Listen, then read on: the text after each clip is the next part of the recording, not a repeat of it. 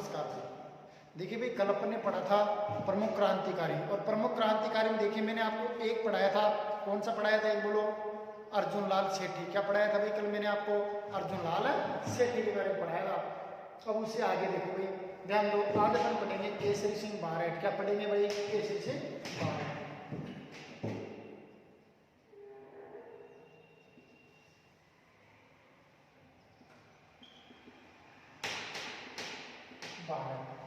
देखिए भाई,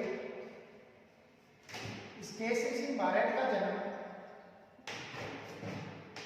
1872 ईस्वी में सापुरा में था भाई। सापुरा कहाँ है बोलो? भीलवाड़ा। सापुरा कहाँ है भाई? भीलवाड़ा में है। हाँ, और देखिए भाई ध्यान दो, इस केसरी सिंह बारेट का पूरा परिवार क्या था भाई? क्रांतिकारी था। तो देखिए भाई, कौन से क्रांतिकारी का पूरा परिवार क्रांतिकारी था? क्या आंसर आएगा? केसरी सिंह बारेट का। अच्छा, फिर देखिए भाई, केसरी सिंह बारेट और राव गोपाल सिंह खरवा ने वीर भारत सभा की क्या की भाई? स्थापना की। हाँ, तो देखिए भाई, केसरी सिंह बारेट और राव गोपाल सिंह खरवा ने वीर भारत सभा की स्थापना की थी भाई। अच्छा, फिर देखिए भाई ध्यान दो, अरे केसरी सिंह बारेट ने रूपी रानी चरित्र,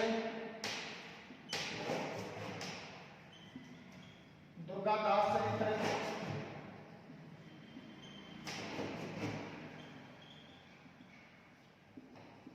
जसवंत चरित्र नामक रचनाएं लिखी। समझ गए ना भाई आप लोग? देखिए, रूपी रानी चरित्र, दुर्गादास चरित्र, जसवंत चरित्र नामक क्या लिखी भाई? रचनाएं लिखी। हाँ, और इसके बाद में देखिए भाई ध्यान दो, देखिए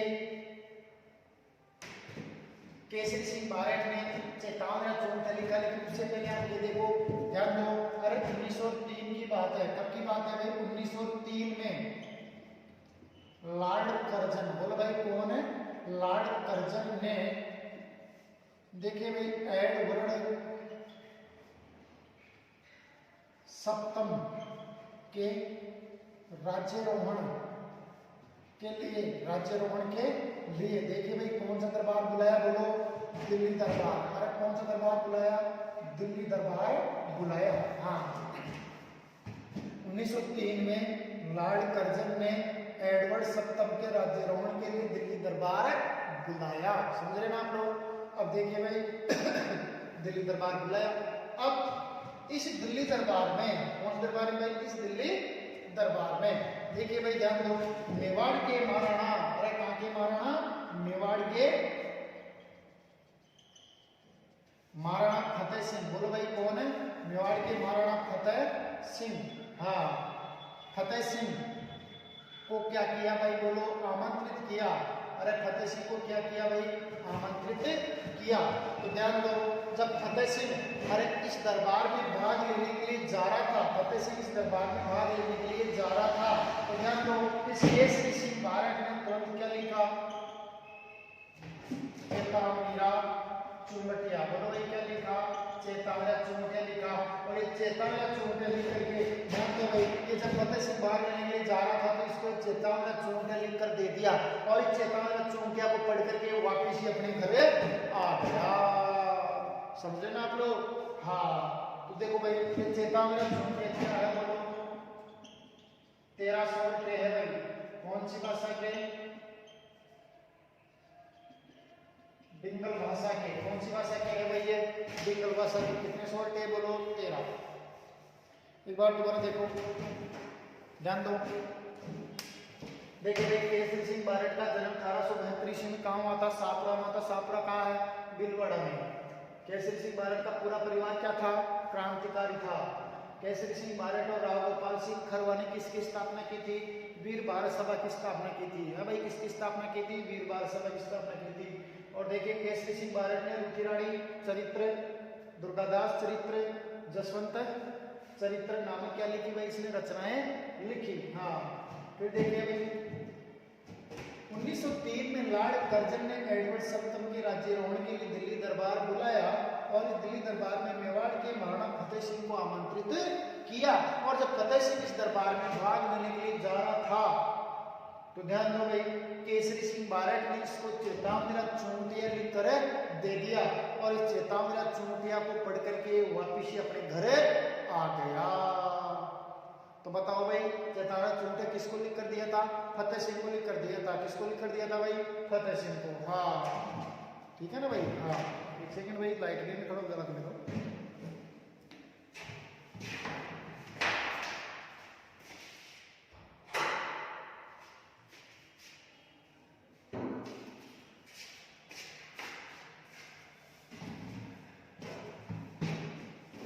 तो देखिए भाई, एक बार दोबारा आंसर दो आप लोग।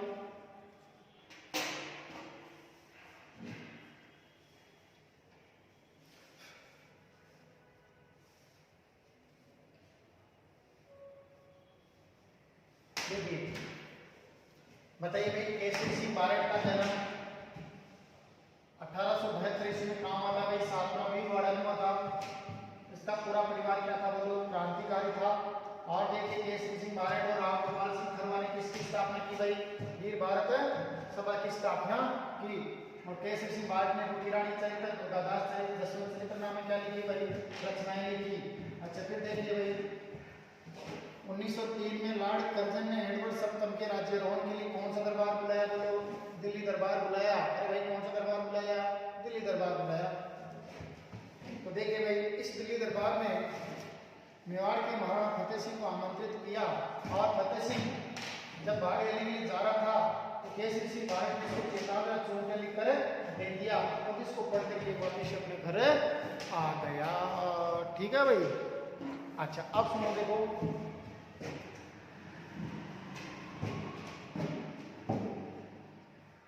अरे दिसंबर 1911 में ब्रिटेन से कौन आया था भाई बोलो?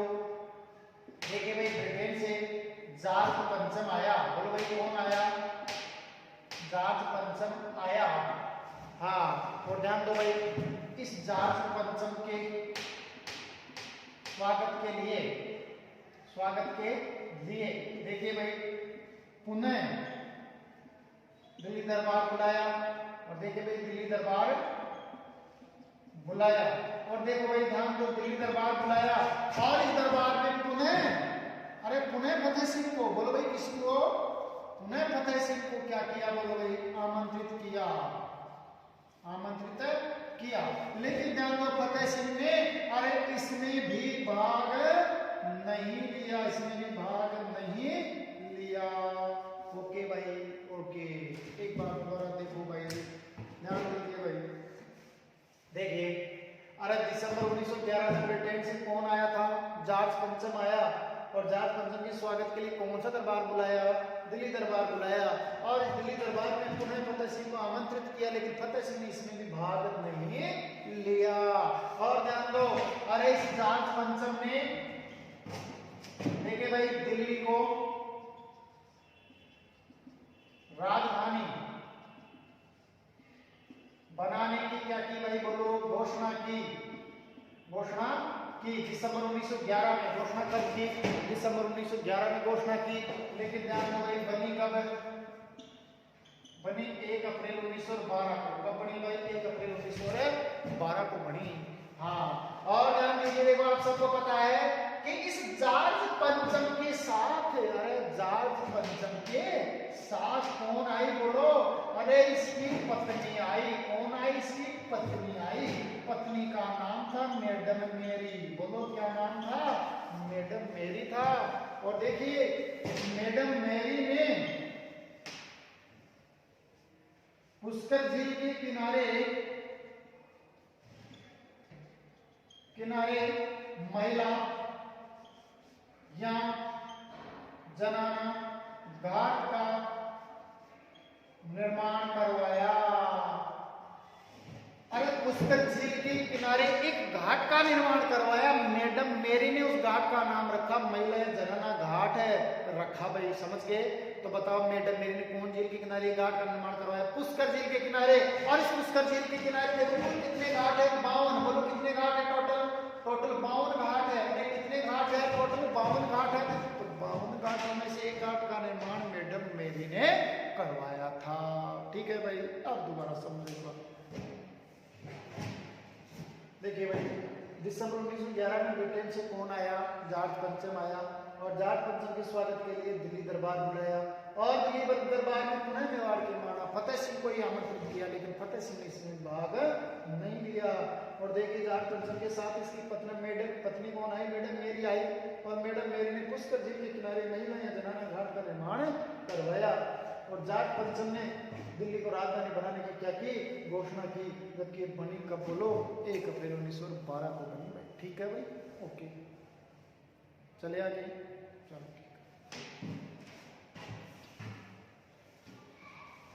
देखिए भाई, दिसंबर 1911 में ब्रिटेन से कौन आया था? जॉर्ज पंचम आया था। और जॉर्ज पंचम के स्वागत के लिए कौन सा दरबार बुलाया गया? दिल्ली दरबार बुलाया गया। और दिल्ली दरबार में मेवाड़ देखो उन्हें किसको आमंत्रित किया? फतेह सिंह को आमंत्रित किया, लेकिन फतेह सिंह इसमें भाग नहीं लिया। तो देखो दिल्ली को राजधानी बनाने की घोषणा किसने की थी? जॉर्ज पंचम ने की थी। बनी कब थी? 1 अप्रैल 1912 को। और मैडम मेरी ने पुष्कर झील के किनारे घाट का निर्माण करवाया।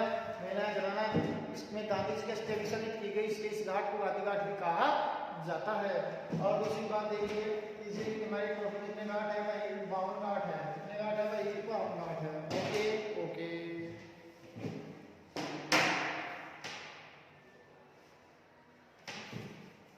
अब देखो भाई आगे,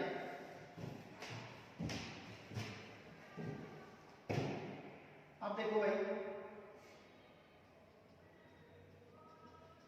जोरावर सिंह बारड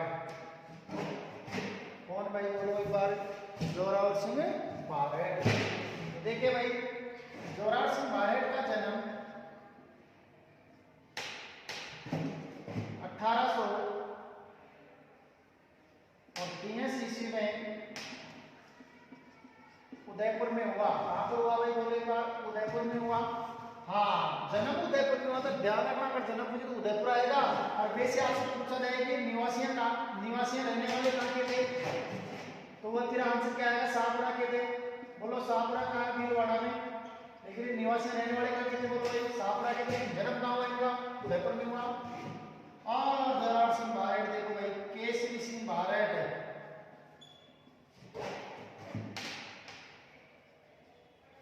का छोटा भाई था भाई। केसरी सिंह बारड का क्या था भाई? ये छोटा भाई था। हाँ जी, हाँ देखिए भाई, देखिए भाई, केसरी सिंह बारड ने बंग आंदोलन में भाग लिया।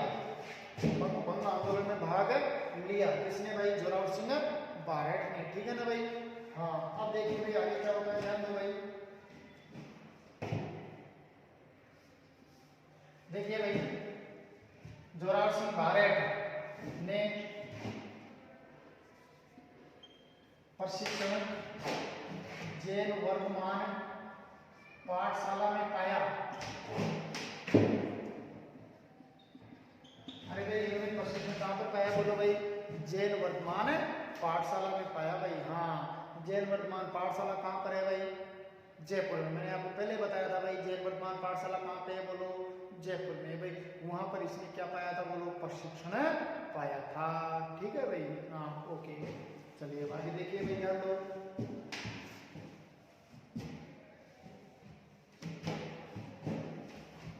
देखिए भाई, 23 दिसंबर की बात है।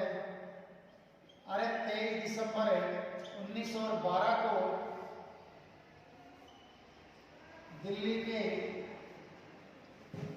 23 दिसंबर 1912 को दिल्ली के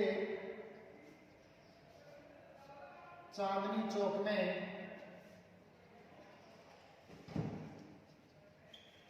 लॉर्ड हार्डिंग द्वितीय का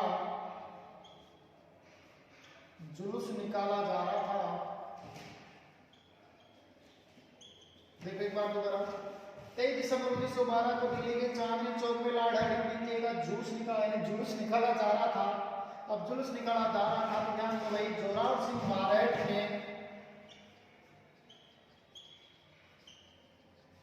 रास बिहारी बोस के साथ मिलकर, रास बिहारी बोस के साथ मिलकर, अरे इस लॉर्ड हार्डिंग द्वितीय के ऊपर बम फेंक दिया। बोलो क्या फेंक दिया? बम फेंक दिया, जिसमें लॉर्ड हार्डिंग द्वितीय तो बच गया। अरे लॉर्ड हार्डिंग द्वितीय तो बच गया, लेकिन ध्यान दो भाई, लेकिन इसका अंगरक्षक, इसका अंगरक्षक महावीर मारा गया। बोलो भाई कौन मारा गया? इसका बॉडी का अंगरक्षक महावीर मारा गया। और ध्यान दो, जोरावर सिंह बारेट, देखो भाई राजस्थान का, अरे ये है राजस्थान का एकमात्र ऐसा क्रांतिकारी था जो कभी भी गिरफ्तार नहीं हुआ। ऐसा क्रांतिकारी है जो कभी भी गिरफ्तार नहीं हुआ। ठीक है भाई, तो एग्जाम में क्वेश्चन आता है,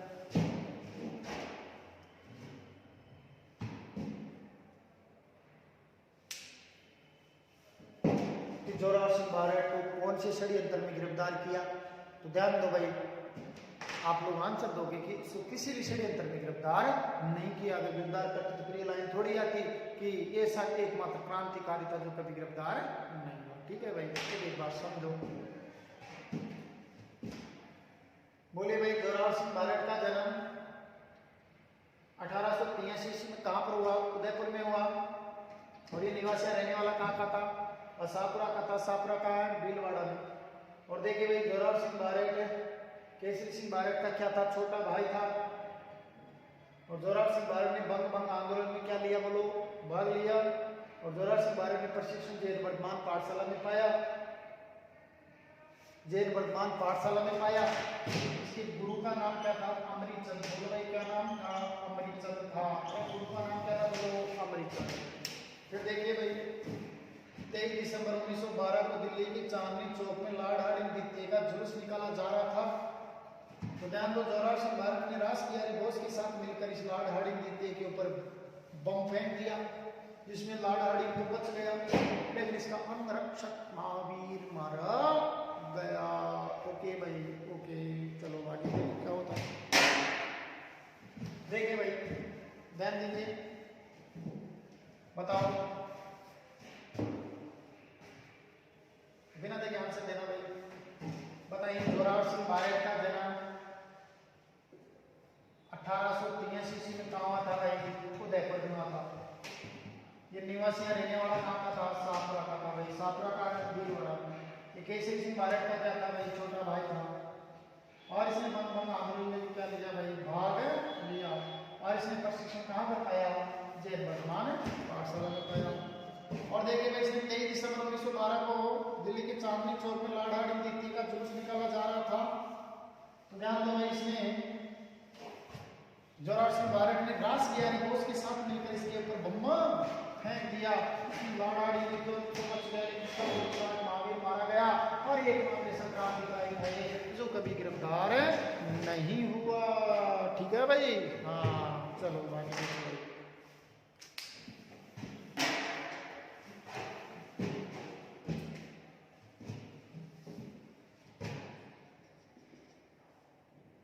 देखिए भाई, प्रताप सिंह बारेट। और भाई प्रताप सिंह बारेट, देखिए भाई, अरे प्रताप सिंह बारेट का जन्म 1893 ईस्वी में वही कहाँ हुआ था भाई? उदयपुर में हुआ। कहाँ पर हुआ भाई? उदयपुर में हुआ। और देखिए भाई, ये प्रताप सिंह बारेट भी निवासी यहाँ रहने वाला, वही कहाँ का था? सापुरा का। और सापुरा कहाँ है भाई? भीलवाड़ा में। सापुरा कहाँ है? बोलो, भीलवाड़ा में भाई। हाँ जी। अब देखिए भाई, ध्यान दो, प्रताप सिंह बारट केसरी सिंह बारट का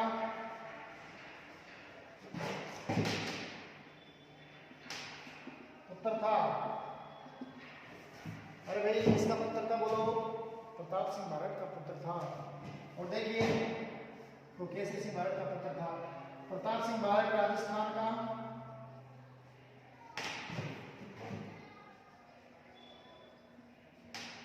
सबसे कम उम्र का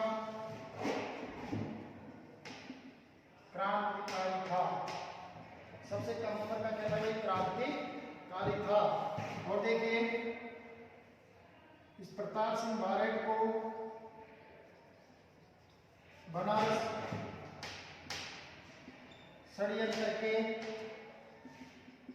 आरोप में आसा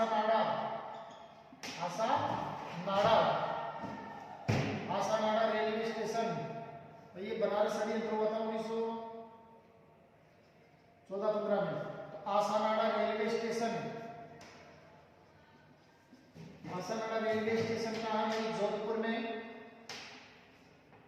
आसानाड़ा रेलवे स्टेशन से बोलो भाई क्या किया इसको? गिरफ्तार। बोलो भाई क्या किया? गिरफ्तार। और ध्यान दो भाई गिरफ्तार करके, अरे क्या करके? बोलो भाई गिरफ्तार करके।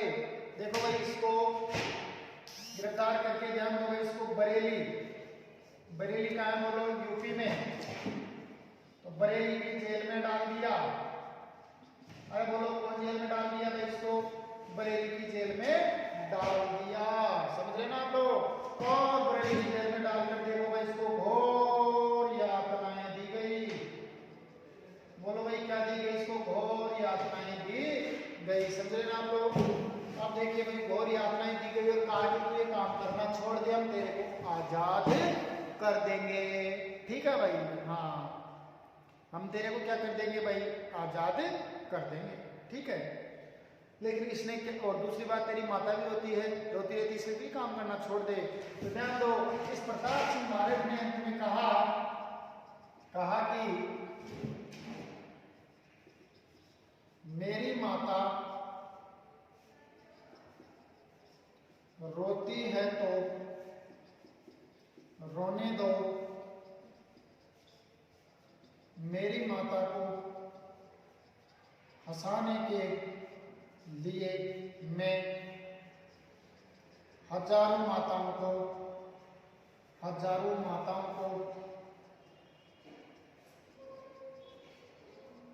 रुला नहीं सकता। ऐसा किसने कहा था? प्रताप सिंह बारट ने कहा था। और ध्यान दीजिए इस प्रताप सिंह बारट में प्रशिक्षण देखो अपने चाचा के साथ है, अपने चाचा के साथ है। बोलो भाई कहां पर पाया? जैन वर्धमान पाठशाला में पाया। हाँ, इसके गुरु का नाम क्या था? वही अमरीचंद था। बोलो भाई क्या नाम था? अमरीचंद ही था इसके गुरु का नाम भी। अब एक बार अच्छी तरह समझो। बताइए प्रताप सिंह बारट का जन्म का 1893 ईस्वी में कहाँ हुआ था? उदयपुर में हुआ था भाई। कहाँ पर हुआ था? उदयपुर में। ये निवासी रहने वाला कहाँ का था? शाहपुरा का था। शाहपुरा का है भीलवाड़ा में। और एक केसरी सिंह बारट का क्या था? बोलो पुत्र था। और ये राजस्थान का सबसे कम उम्र का क्रांतिकारी था। और प्रताप सिंह बारट को बनारस षड्यंत्र के आरोप में आसानाडा रेलवे स्टेशन से क्या किया? गिरफ्तार करके इसको बरेली की जेल में डाल दिया। और बरेली की जेल में डालकर इसको घोर यातनाएं दी गई और कहा कि तू काम करना छोड़ दे, तेरे को आजाद कर देंगे। तो ध्यान दो प्रताप सिंह बारट ने कहा कि मेरी माता रोती है तो रोने दो, मेरी माता को सहारे के लिए मैं चार माताओं को रुला नहीं सकता। और देखो भाई इसने प्रशिक्षण अपने चाचा के साथ वही जैन वर्धमान पाठशाला में पाया। इसके गुरु का नाम अमरीचंद था। गुरु का नाम क्या था? अमरीचंद ही था। चलो एक बार रीडिंग मारो तुरंत इसके। हाँ, रीडिंग मारो पूरे के।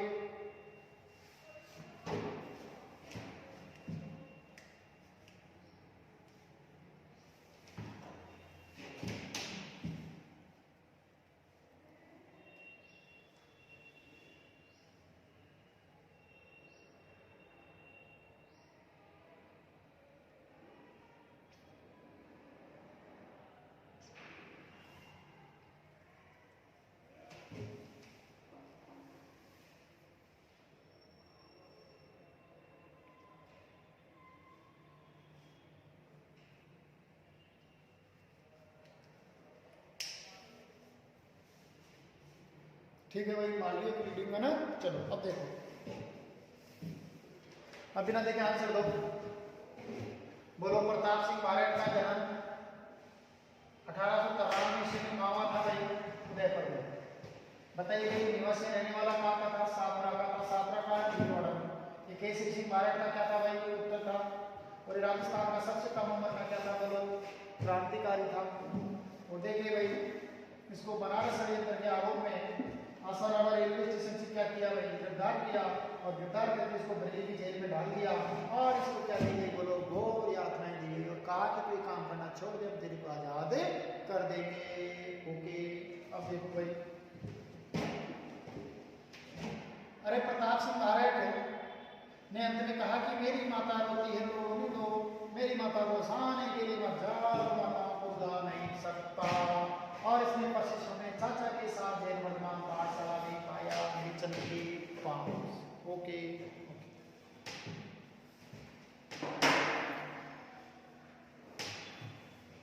चलो भाई अब देखिए भाई,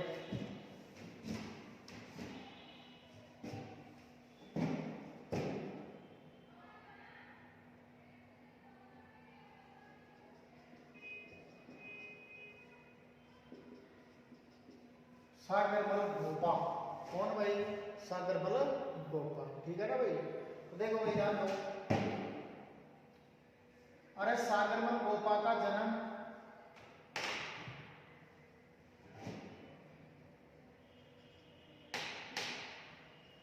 1900 ईस्वी में, सागरमल गोपा का जन्म 1900 ईस्वी में जैसलमेर में हुआ।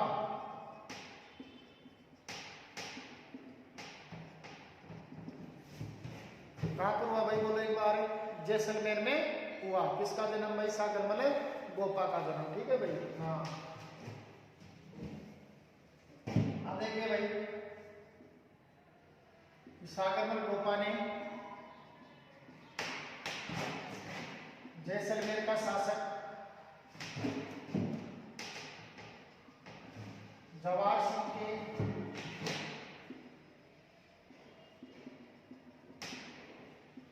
अत्याचारों का विरोध किया। हाँ भाई, जैसलमेर का शासक जवाहर सिंह के अत्याचारों का क्या किया भाई? विरोध किया। ठीक है भाई। अब देखिए भाई विरोध किया तो ध्यान दो भाई, अभी उस शासक का क्या कर सकता था? तो ध्यान दो भाई, जवाहर सिंह ने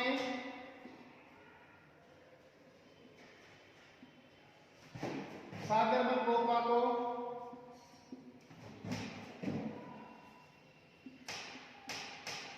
गिरफ्तार करके जैसलमेर की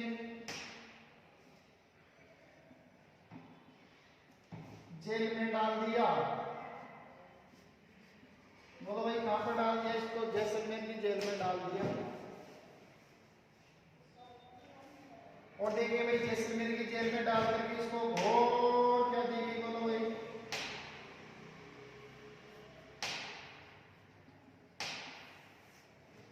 यातनाएं दी गई भाई। और क्या दी गई? बोलो भाई यातनाएं दी गई भाई।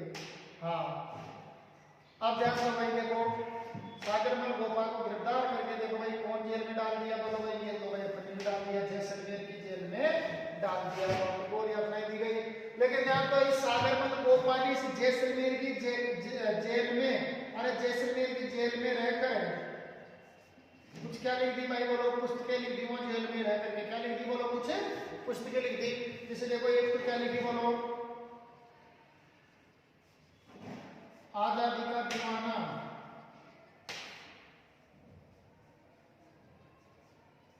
दूसरी देखो भाई जैसलमेर में गुंडा राज।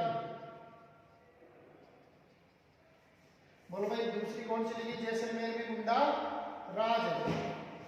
और तीसरी लिखी भाई रघुनाथ दास का मुकदमा। हाँ भाई तीसरी कौन सी लिखी? बोलो रघुनाथ दास का मुकदमा। हाँ अब देखिए भाई ध्यान दो, अरे जैसलमेर जेल का कौन था? एक थानेदार था। बोलो भाई कौन था? एक थानेदार था, उसका नाम था गुमान सिंह। बोलो भाई क्या नाम था? गुमान सिंह था। तो ध्यान दो भाई, गुमान सिंह ने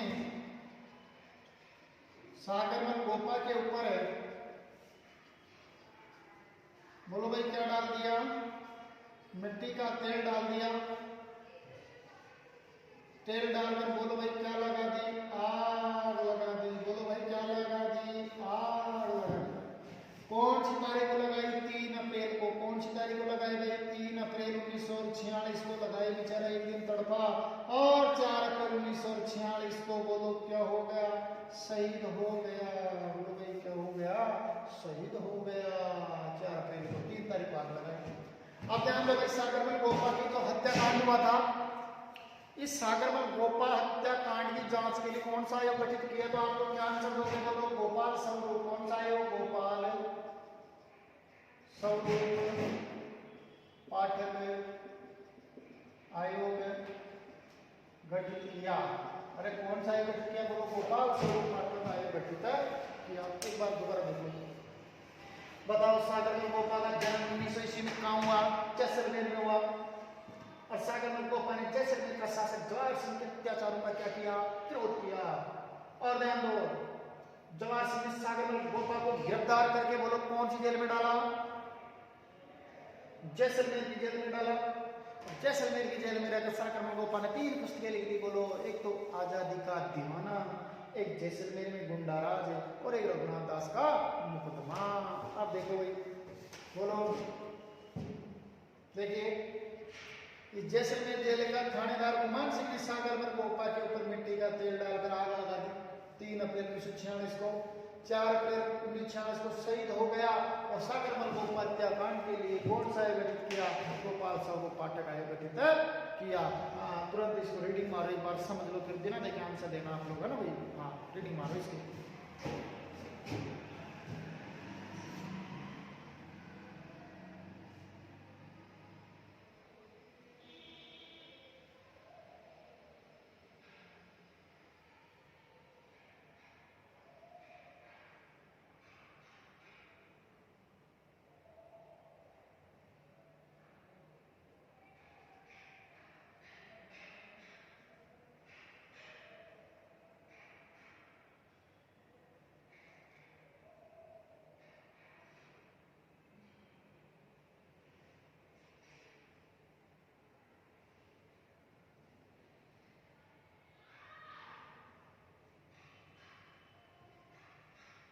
चलो ठीक है भाई ना, देखिए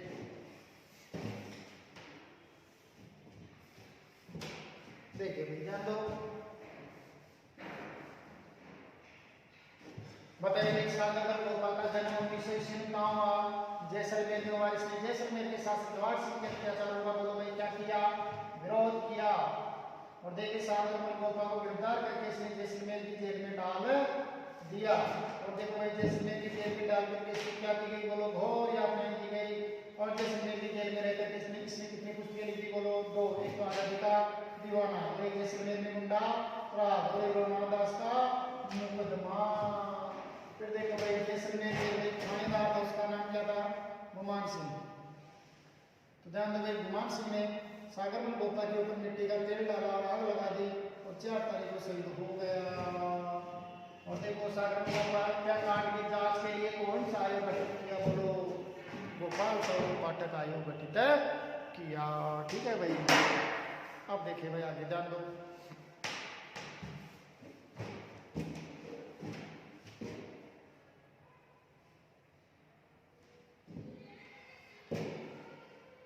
देखिए भाई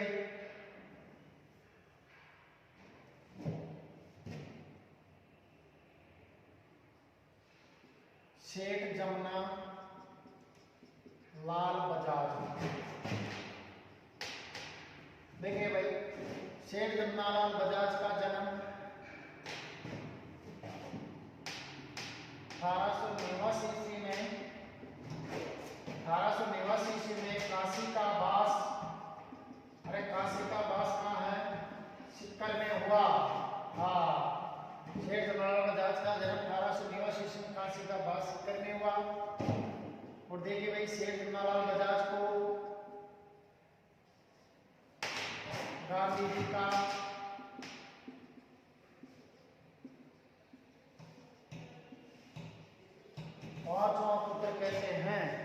भाई गांधी जी क्या कहते हैं बोलो, पांचवा पुत्र कहते हैं भाई किसको, सेठ जमनालाल बजाज को। हाँ अब देखिए भाई सेठ जमनालाल बजाज ने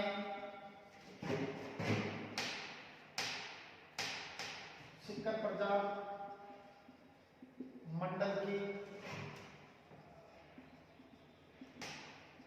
क्या की थी भाई, स्थापना की थी। और देखिए सेठ जमनालाल बजाज ने जयपुर प्रजा मंडल का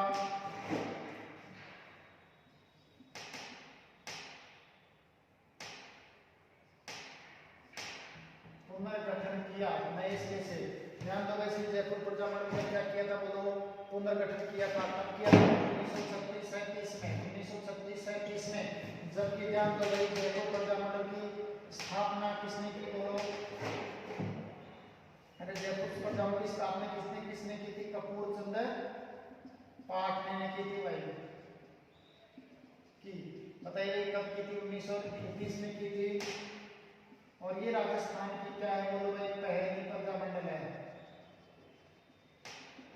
अरे भाई राजस्थान की क्या है बोलो, पहली प्रजा मंडल है जयपुर प्रजा मंडल, ठीक है ना भाई। हाँ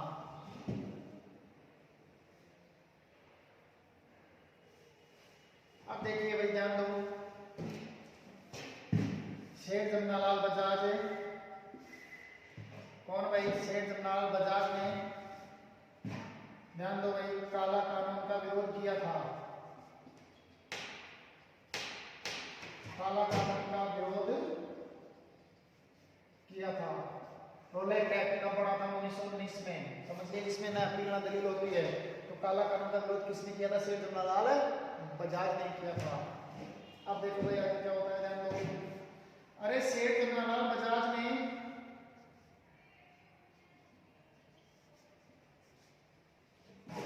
प्रथम विश्व युद्ध में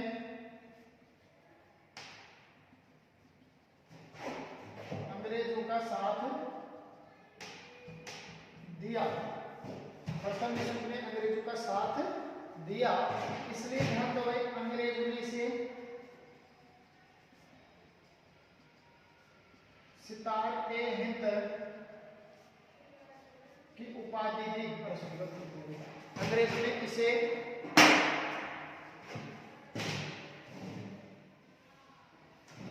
देखिए भाई अंग्रेजों ने इसे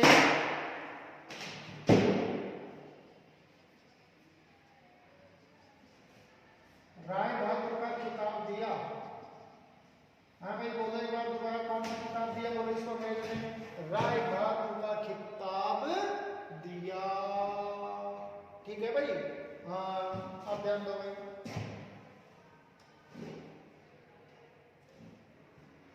देखिए भाई राय बहादुर का खिताब दिया अंग्रेजों ने, किसको दिया था, सेठ जमनालाल बजाज को। और जब इसको समझ में आया, प्रथम विश्व कब से कब तक चला था, 14 से 18। और जब इसको समझ में आ गया मैं तो अंग्रेजों की गुलामी गलत कर रहा हूँ, तो ध्यान दो भाई इसने अरे इस किताब को बोलो वापस भी कर दिया। अरे वापस लौटाया, बताओ भाई इसने इसको वापस कब लौटाया, असहयोग आंदोलन में। बोलो कब लौटाया, असहयोग आंदोलन में लौटाया। समझ रहे ना आप लोग, असहयोग आंदोलन चला था 1920 से 22, 1920 से कब चला था, 22 तक चला था भाई, ठीक है भाई। ओके भाई अब देखो ध्यान दो, सेठ जमनालाल बजाज अपने आप को गुलाम नंबर कितना समझता था, ये 4। ये अपने आप को नंबर 4 समझता था। बोलो पहले नंबर पर किसको, देश को, दूसरे नंबर पर देशी राजाओं को, और तीसरा नंबर पर किसको समझता था, सिक्कर को, और चौथा नंबर स्वयं का आ गया। तो स्वयं गुलाम नंबर कौन सा बन गया, 4 बन गया।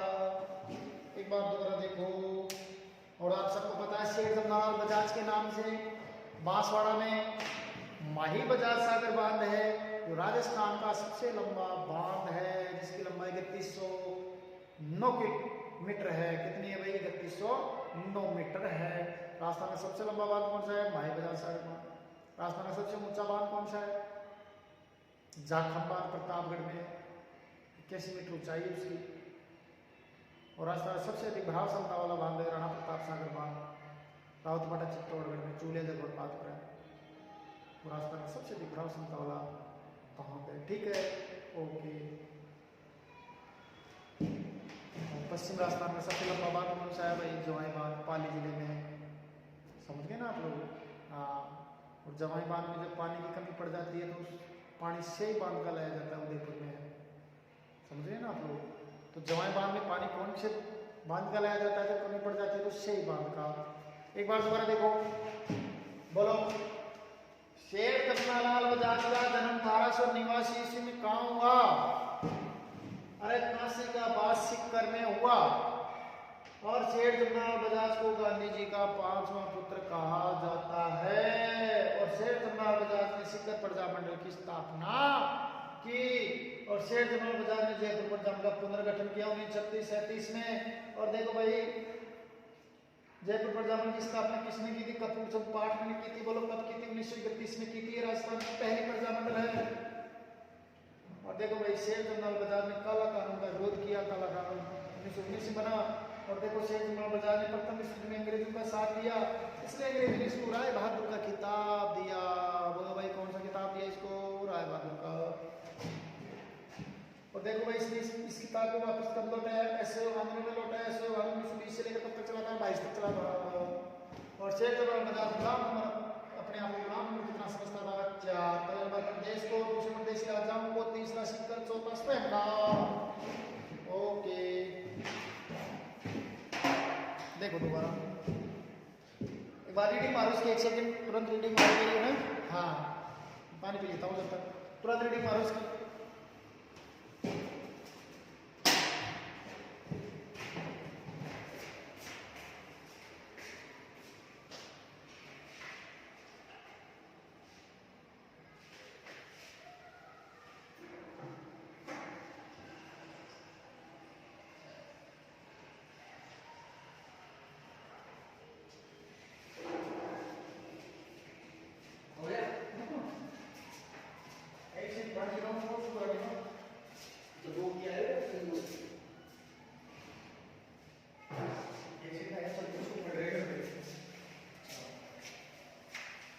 हाँ भाई देखिए, हाँ पढ़ लिया भाई। देखिए, शेर कृष्णालाल बजाज का जन्म बोलो भाई 1889 ईस्वी में कहाँ हुआ था? काशी का पास कहाँ भाई? सिक्कर में। शेर कृष्णालाल बजाज को गांधी जी क्या कहते हैं? बोलो 5वां पुत्र कहते हैं। और शेर कृष्णालाल बजाज ने सिक्कर प्रजामंडल की क्या की? बोलो स्थापना की। और ध्यान दो भाई, इसने जयपुर प्रजामंडल का पुनर्गठन किया 1936-37 में। इसकी स्थापना किसने की? बोलो। जैसे जयपुर प्रजा की स्थापना किसने की थी? कपूर चंद पाठक ने की थी। बोलो भाई, कब की थी? 1931 में। ये राजस्थान की क्या है? पहली प्रजामंडल है। और शेर कृष्णालाल बजाज ने काला कानून का विरोध किया। कब बना था? 1919 में। और देखिए भाई, इसने प्रथम विश्व में किसका साथ दिया? अंग्रेजों का साथ दिया। और अंग्रेजों ने इसको देखो भाई राय बहादुर का खिताब दिया। लेकिन जब इसको समझ में आ गया मैं तो गलत कर रहा हूँ, तो ध्यान दो भाई, इसने राय बहादुर खिताब को वापिस भी लौटा दिया। बोलो वापिस कब लौटाया?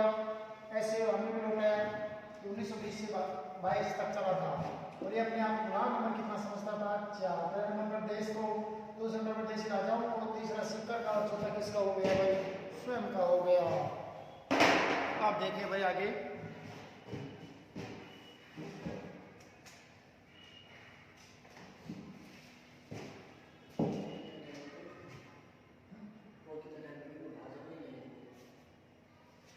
देखिए भाई ध्यान दो।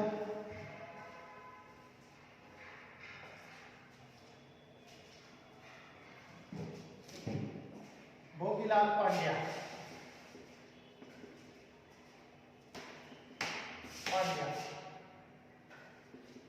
देखिए भाई, इस भोगीलाल पांड्या का जन्म, भोगीलाल पांड्या का जन्म देखिए भाई कब हुआ था? बोलो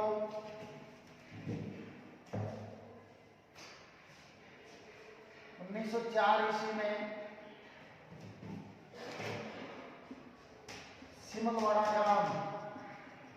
बोलो भाई, सिमलवाड़ा ग्राम कहाँ है? डूंगरपुर में। तो इसका जन्म था 1904 ईस्वी में सिमलवाड़ा ग्राम डूंगरपुर में हुआ था। किसका? भोगीलाल पांड्या का जन्म। ठीक है भाई, अच्छा देखिए भाई, भोगीलाल पांड्या को, यही समझो भोगीलाल पांड्या ने आदिवासियों में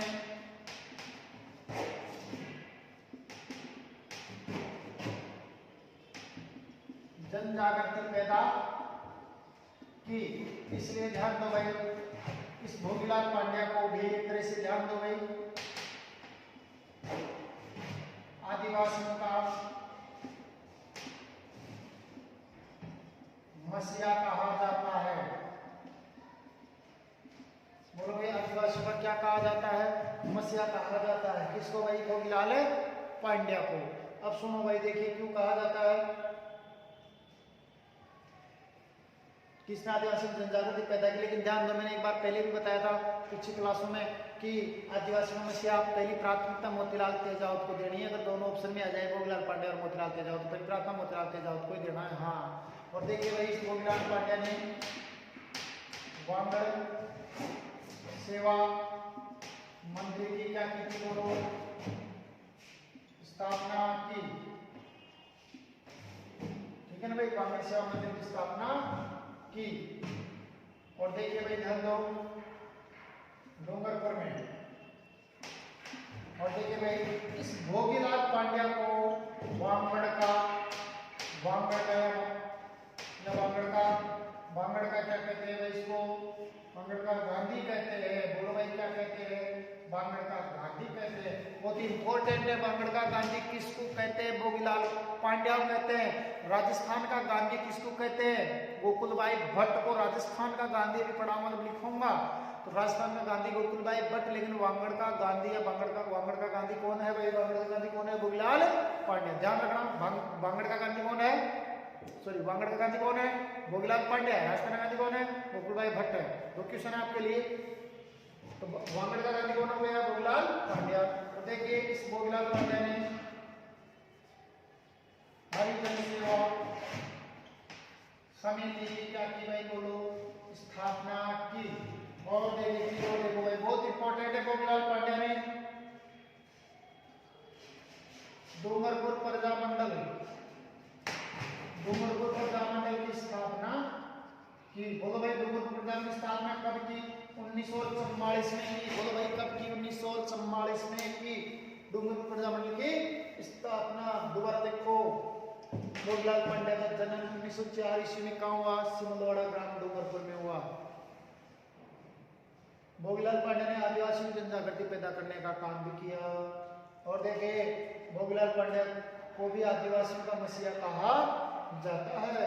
और भोगीलाल पांड्या ने वांगड़ सेवा मंदिर की स्थापना की। बोलो, कहाँ पर की? डूंगरपुर में की। और देखो भाई, भोगीलाल पांड्या को वांगड़ का गांधी कहा जाता है।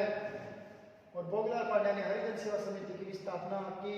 और भोगीलाल पांड्या ने डूंगरपुर प्रजामंडल की स्थापना भी की। कब की? 1944 में। बोलो भाई, कब की? 1944 में की। ओके, दोबारा देखो, बताइए, भोगीलाल पांड्या का जन्म 1904 ईस्वी में कहाँ हुआ? सिमलवाड़ा ग्राम डूंगरपुर में हुआ। और देखो भाई, इसने आदिवासी जनजागृति पैदा की। और देखो भाई, इसको आदिवासी समस्या भी कहा जाता है। और इसने वांगड़ सेवा मंदिर की स्थापना की। बोलो भाई, कहाँ पर की? डूंगरपुर में की। कहाँ पर की? बोलो दोबारा, डूंगरपुर में की। अच्छा, फिर देखिए भाई, इसको वांगड़ का गांधी भी कहा जाता है। तो आप मुझे बताओ भाई, वांगड़ का गांधी किसको कहते हैं?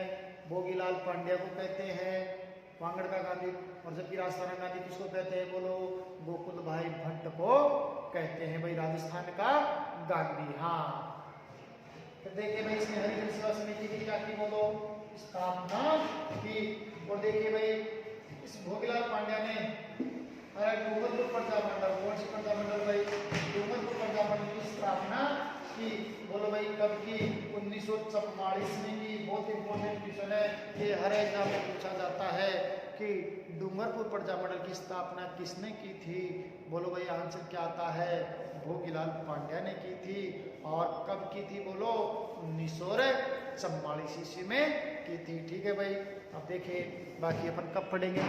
कल पढ़ेंगे। कब पढ़ेंगे भाई? कल पढ़ेंगे। Okay, thank you.